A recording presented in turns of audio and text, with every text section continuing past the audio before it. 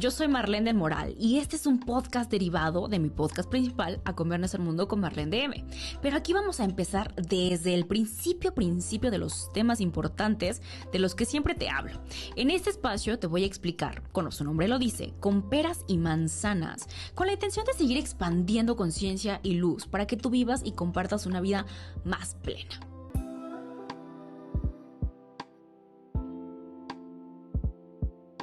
Uy, Diosito. Ok, somos o nos hacemos. ¿Nacemos?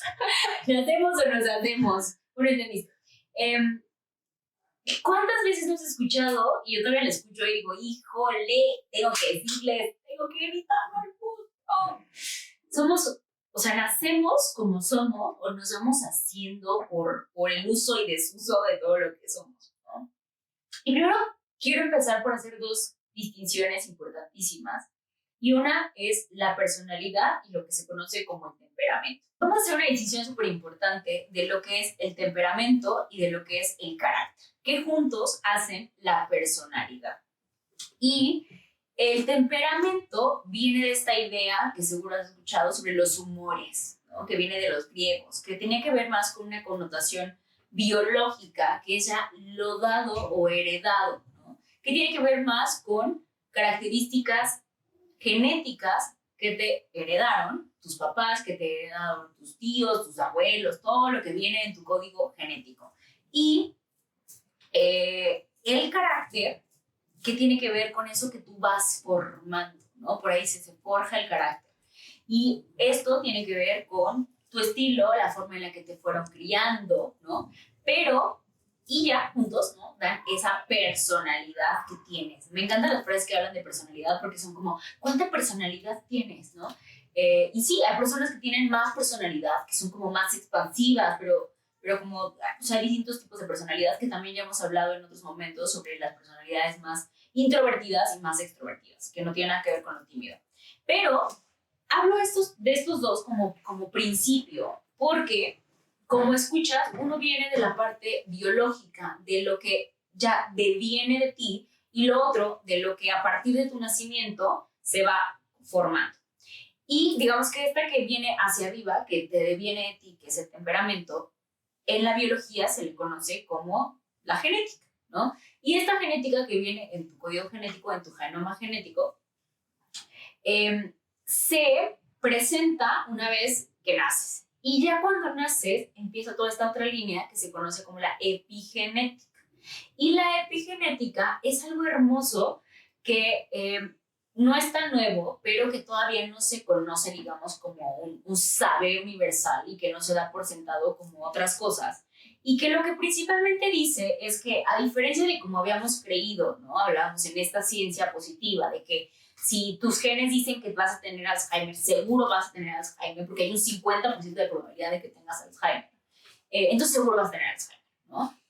Y lo que dice la epigenética es que sí, pero no, ¿no? Esa probabilidad, esa casi determinación que venía de nuestros genes a través de la epigenética, que digamos que es la energía que más me gusta para explicarlo, es como un árbol de Navidad que tiene lucecitas y que se prenden o se apagan dependiendo del entorno. Y tus genes, así como se escucha, se prenden o se apagan, se activan o se desactivan, dependiendo de varias condiciones ambientales. Por eso cuando las personas dicen, pues es que así soy, y si te gusta bien, y si no, pues no, ¿no? Es que tengo obesidad porque vienen mis genes. O sea, sí, pero no, ¿no? Puedes venir de una historia familiar donde todos hayan tenido, por ejemplo, diabetes o hayan tenido, no sé, alguna otra enfermedad que tenga alta predisposición genética, pero tú no presentarla. Está en tus genes, sí, pero ese gen no se ha activado porque tus conductas ambientales, tus costumbres, tus usos, tus hábitos no favorecen que ese gen se active.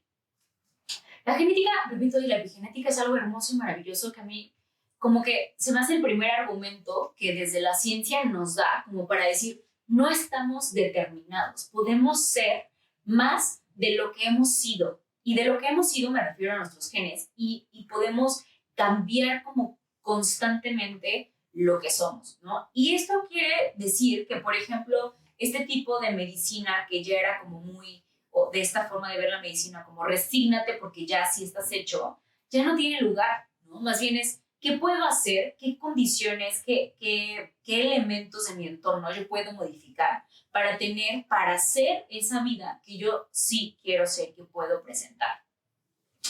Hay intervenciones y hay muchos estudios de cómo a través, por ejemplo, de la comida, a través de ciertos hábitos, se pueden alargar lo que son los telómeros. Los telómeros son, digamos que esta colita que tienen nuestros genes, que dependiendo su longitud o lo cortos que estén, se define nuestra calidad de vida, ¿no? ¿Qué tanto tiempo vamos a vivir? Hoy se están estudiando muchísimo en las ciencias porque se están tratando de entender o de seguir abordando para prolongar la vida, ¿no? A través incluso de microtecnología, a través de, se me fue el nombre, no es microtecnología, es a través de nanotecnología, están buscando cómo reparar estos telómeros para poder hacer muchísimas cosas para alargar nuestra vida.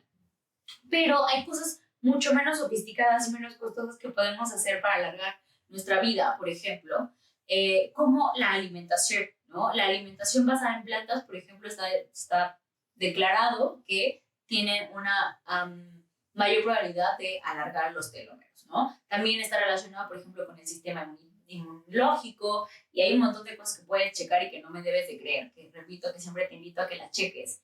Pero todas estas investigaciones, de hecho la epigenética nace así, ¿no? Hicieron unos estudios con ratas y se dieron cuenta de que las ratitas, mamás, una vez que tenían hijos, los hijos nacían estresados, ¿no? Es decir, como esta idea de que puede generar los genes hacia arriba y hacia abajo. O sea, tú puedes impactar en tus genes hacia arriba, pero también puedes impactar hacia abajo, es decir, hacia futuras generaciones.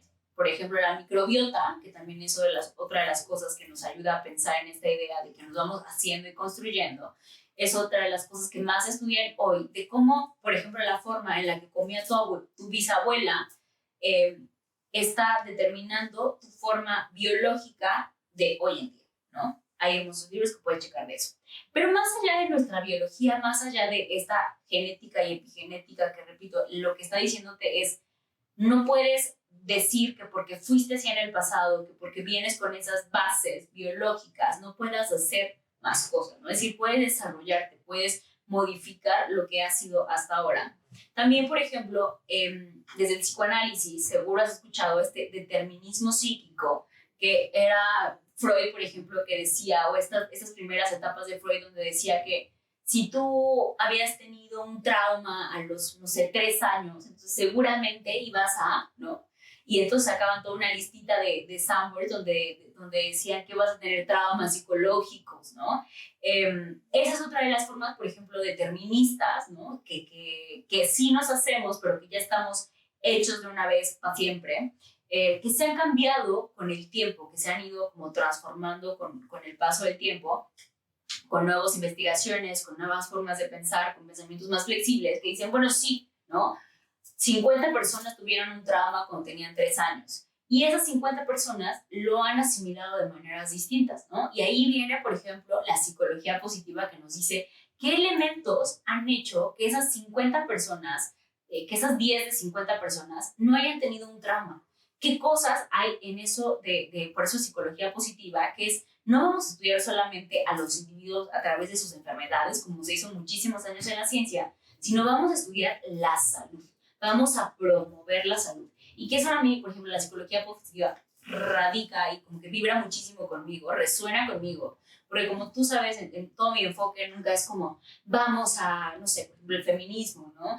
O el veganismo, ¿no? Es como, vamos a ir en contra de las personas que comen carne, ¿no? Es como, no, para mí eso sería trabajar con la oscuridad, si lo quieres ver. O sea, ir en contra de algo y es más bien, vamos a trabajar con la luz y vamos a favorecer el crecimiento de eso que sí queremos que haya, ¿no?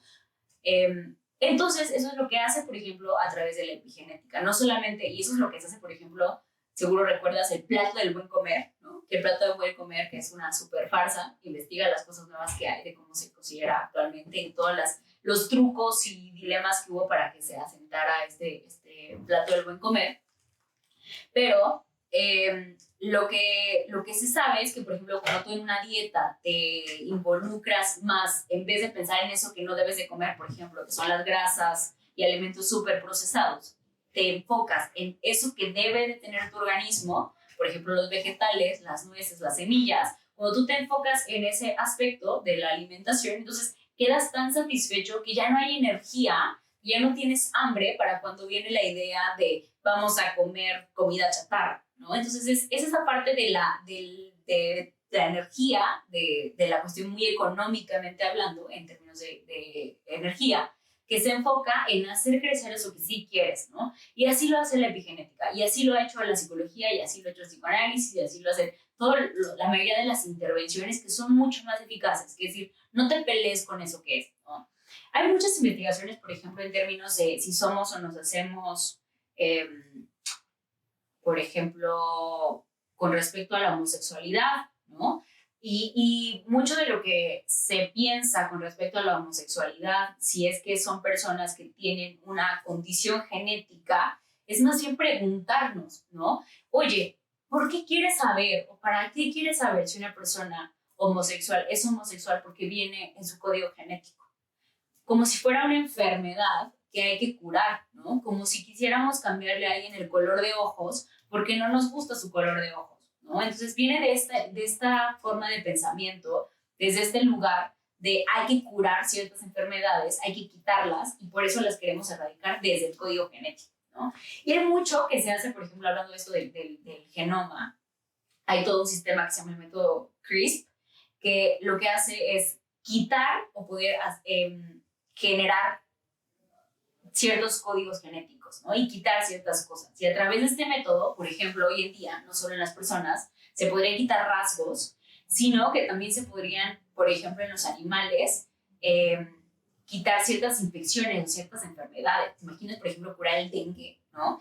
Y, sin embargo, hay toda una parte ética, una parte de la bioética que está estudiando el, ok, quitamos y exterminamos el dengue, pero ¿qué pasaría, no? ¿Qué animales, qué especies, qué pasaría en este sistema, no? Hablamos de sistemas en el podcast pasado cuando hablamos de la terapia sistémica familiar y aquí es donde desde este entorno decir, bueno, no solamente es este individuo, este ente, ¿no? El dengue, ¿no? Sino que también en qué lugar vive, de qué se alimenta, ¿no? Quiénes se alimentan de este animalito. Es decir, ¿qué pasa cuando lo quitamos? Y nos recuerda un poquito esta película de Efecto Mariposa, ¿no? Como todo lo que puede pasar cuando mueves solo un elemento de un ecosistema. Y eso es como se piensa también, por ejemplo, el genoma, en realidad, ¿no? O sea, antes pensábamos o se pensaba que en la ciencia, que cuando se descubriera todo el código genético íbamos a poder quitar y poner como quisiéramos, pero en realidad hay, por ejemplo, no sé, cualquier enfermedad que tú quieras, por ejemplo, la tensión o el TDAH, ¿no? Hay como unos 5, 6 o hasta 10 y tantos pares de genes que están involucrados en una sola conducta, que no es solamente como vamos a quitarlos todos, porque también están relacionados con otras cosas. Es decir, cuando hablamos, por ejemplo, en el podcast pasado de diferentes etapas de la ciencia, donde antes era el positivismo, donde, por ejemplo, la área de Wernicke o el área de Broca son las encargadas en el cerebro de la comunicación, ¿no? Si las quitamos, pues ya, ¿no? Pues no va a poder comunicarse. Pues no, resulta que no, ¿no? Que hay 50 áreas también relacionadas con esa misma función, pero divididas en el cerebro. Es decir, como somos sistemas, el cuerpo, ¿no? La mente, cómo funcionamos, es que no puede, por cuestión evolutiva, ¿no? Darle toda la responsabilidad de una tarea a un solo elemento, ¿no? No es así súper especializado, sino más bien que trabajan en conjunto. Y, por ejemplo, ¿no? Ahí cuando se habla de la homosexualidad y se dice, bueno, vamos a ver si son personas que nacen o se hacen, y en realidad son las dos, ¿no? Son multifactoriales. Y, por ejemplo, en términos del psicoanálisis, que es una de las críticas que mucho tiempo se le hizo, es que se creía, o algunas personas utilizaban el psicoanálisis como para quitar la homosexualidad, ¿no? Es muy debatible, algunos psicoanalistas sí lo hicieron, sí curaron un par de homosexualidades, pero no es para lo que se utiliza el psicoanálisis, ¿no? El psicoanálisis no es para culpabilizar también por respecto a alguna conducta u otra. Por ejemplo, uno de mis pacientes es transvesti Y por supuesto que como psicoanalista no le digo, vamos a curarte el transvestismo, ¿no? Más bien vamos a entender, vamos a poner como tu atención para que puedas tener, generar una vida más plena, donde tengas más conocimiento de ti y que vayas con mayor luz por el mundo, ¿no? Cuando te vayas con una vida mucho más clara. Otro tema en el que es como controversial el si somos o nos hacemos, pues creo que tiene que ver, en general hay otro carácter, otra cosa importante que mencionar acá, y es el concepto de la personalidad, ¿no? Y en psicoanálisis llamamos caracteropatía, ¿no? Patía de patos de enfermo, a el tipo de personalidad de una persona que no es flexible, que es muy rígida. Y puede ser desde una persona que sea, por ejemplo, muy enojona, ¿no? Al punto de que sea iracunda. Puede ser el tipo de personalidad de alguien que esté constantemente necesitando reafirmarse. Puede ser de una persona que constantemente copie a otras personas, por ejemplo.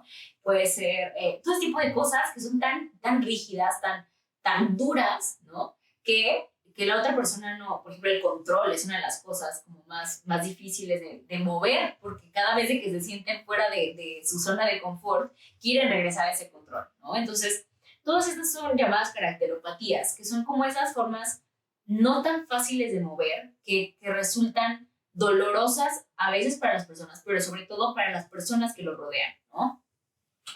Y estas son algo que se va haciendo y que a veces, sobre todo en términos de personalidad, tenemos que pensar un poquito que no solo se hacen, sino que se refuerzan desde afuera, ¿no? Y pensémoslo en tu propio caso. Una persona que es muy controladora, en el trabajo le va a ir de maravilla, ¿no? Porque a lo mejor si es jefe, jefa, pues va a saber perfecto cómo hacer todas las cosas. Él se va a estar muriendo, o ella se va a estar muriendo de estrés, porque va a estar así como, no, tengo que controlarlo todo, no sé dirigir, no, la persona es como, o sea, no sé delegar responsabilidades, yo lo tengo que hacer todo, ¿no? Pero para sus jefes va a ser perfecto, porque va a saber siempre sacar todas las cosas, va a ser súper perfeccionista, ¿no? Pero ese mismo control, ese mismo perfeccionismo, esa misma necesidad de estar así, de control freak, en el de perfeccionismo, en algún otro entorno, como en su casa, va a ser terrible. Tal vez no solo para esta persona, sino para todas las otras personas que viven con ella o con él, ¿no? Entonces, eso es lo que refuerza que esta persona siga haciendo así, es que su jefe constantemente dice, muy bien, muy buen trabajo, me encanta Pérez, que siempre puedo contar contigo, ¿no? Y dice, entonces, lo que somos no solamente es base de lo que viene en nuestro código genético, claro que vienen, por ejemplo, cosas de nuestro fenotipo, ¿no? Nuestro fenotipo es la expresión física de nuestros genes, y tenemos el genotipo, que es eso que no estamos viendo, pero que está ahí, ¿no? Dispuesto a salir a la luz, a aprenderse con esto, con el ambiente adecuado. A lo mejor yo en otro ambiente hubiera podido tener otras cosas, por ejemplo, la alimentación, ¿no? Si yo hubiera tenido una alimentación distinta, no hubiera sido tal vez más tan chiquita, o a lo mejor están en mis genes ser chiquita, e independientemente de mi alimentación, hubiera estado también presente mi estatura, porque genéticamente pues no me daba para mucho más, ¿no? Mientras que, por ejemplo, hay personas que tienen genes para ser personas altísimas, ¿no? Pero que por una mala alimentación no desenvolvieron o no desarrollaron todo eso, ¿no? Y aquí entra un poquito esto que conocemos como el talento, ¿no? O sea, ¿qué tanto una persona que nace con talento es capaz de expresarlo? Y a lo mejor tenemos un montón de talentos, un montón de dones, decimos en la espiritualidad, que no hemos sabido exponer o de desarrollar porque no hemos tenido las condiciones ambientales que nos permitan explorarlo, ¿no? Porque no nos hemos expuesto a esas situaciones. Y creo que es algo súper importante, ahorita hablamos un poco de esto de la complejidad, ¿no? De cómo somos dependiendo de lo que nos rodea, ¿no? Y cómo podríamos ser un montón de otras cosas si estuviéramos en ambientes distintos. Pero como también... ay, se me fue la onda.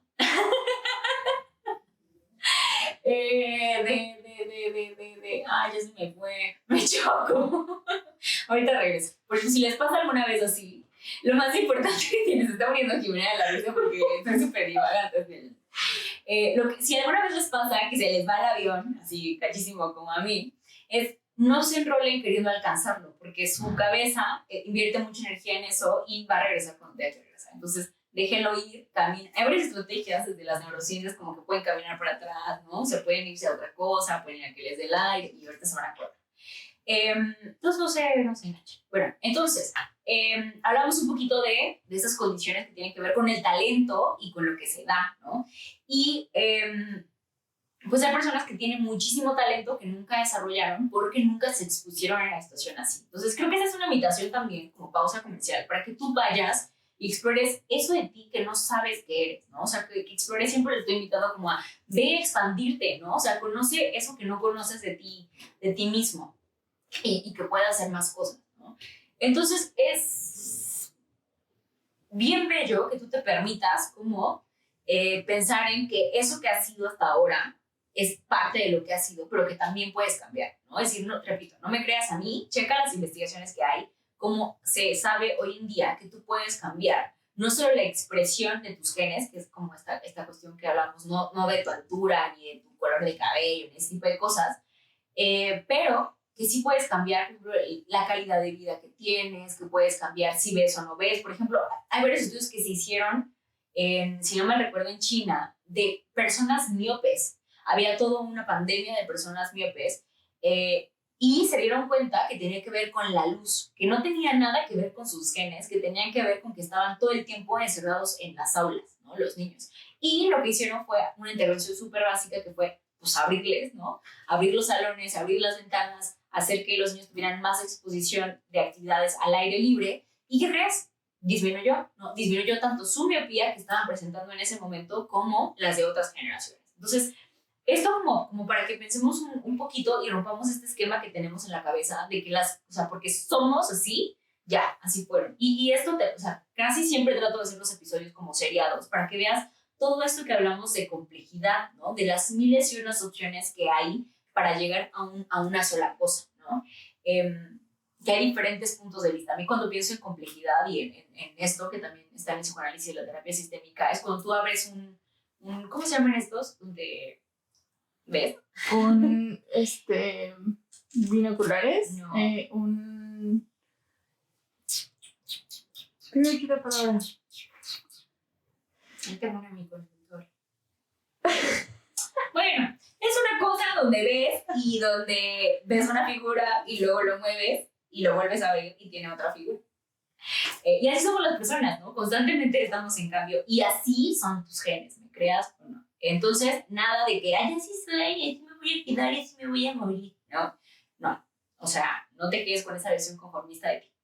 Seguro va a haber muchas dudas, porque es un tema como muy amplio, ¿no? De somos o nos hacemos, estamos determinados en diferentes cosas, en diferentes prácticas, ¿no? Se podría decir, por ejemplo, hay muchas cosas, por ejemplo, de las personas que son psicópatas, ¿no? ¿Nacen ya psicópatas? ¿Se hacen psicópatas? ¿Qué es lo que pasa ahí, no? O sea, ¿en qué momento, en qué punto hay un momento más o menos, ¿no? Vamos a hablar, por ejemplo, si quieres hablar de los puntos críticos, ¿no? Hay momentos del desarrollo que son críticos, donde se puede dar, ¿no? De si pasa a esta edad, o si no pasa a esta edad, ya no se dio, ¿no? Hablaremos, por ejemplo, del caso del niño lobo, que es, por ejemplo, un niño que no tuvo el desarrollo, no tuvo el estímulo para poder hablar, porque se crió por lobos, y nunca aprendió a hablar, ¿no? Y no es que tuviera nada fisiológicamente hablando que estuviera mal con él, solo no tuvo el estímulo, porque no estuvo en un periodo crítico, ¿no? Entonces vamos a hablar un poquito de todo esto, si quieres, repito, y acuérdate que todo es acumulativo, entonces prepárate, porque luego viene el examen y va a estar difícil. Nos vemos en el siguiente. Bye.